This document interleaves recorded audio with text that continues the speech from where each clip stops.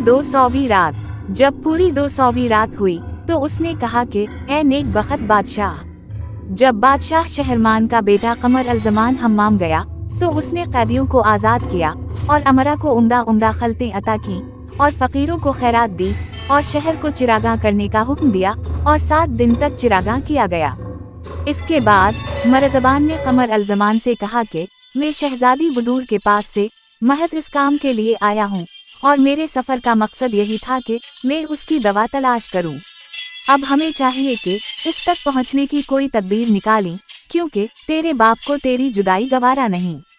इसलिए मेरी राय ये हुई है कि कल तो अपने बाप से जंगल में जाकर शिकार खेलने की इजाज़त मांग और खर्ची में रुपए पैसे भर कर साथ ले ले और एक उसील घोड़े पर सवार हो और दूसरा कबील घोड़ा साथ रख। मैं भी इस तरह तैयार होकर तेरे साथ सवार हूँगा।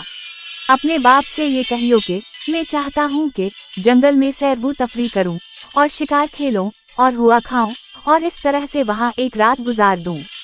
जब हम एक बार निकल खड़े होंगे तो फिर हमें कौन रोक सकता है, मगर किसी नौकर को अपने साथ ना ले जियो।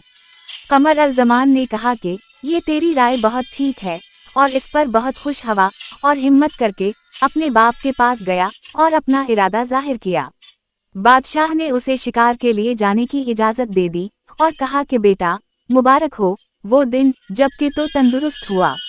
मुझे तेरा इरादा नापसंद नहीं है, लेकिन एक रात से ज्यादा मत ठहरियो और दूसरे ही रोज आकर मुझसे मिलियो, क्योंकि तो जानता है कि बगैर तेरे मेरी जिंदगी का मजा नहीं और अभी तक मेरे दिल को यकीन नहीं आता कि तो अच्छा हो गया है।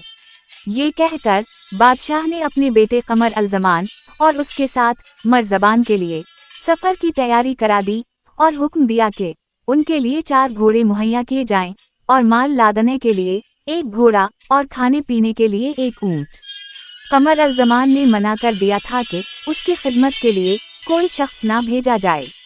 अब बाप ने उसे गले मिलकर और बोसा देकर रुखसत किया और कहने लगा कि खुदा के लिए 1 दिन से ज्यादा गायब ना रहियो, क्योंकि इस रात भी नींद मुझ पर हराम होगी।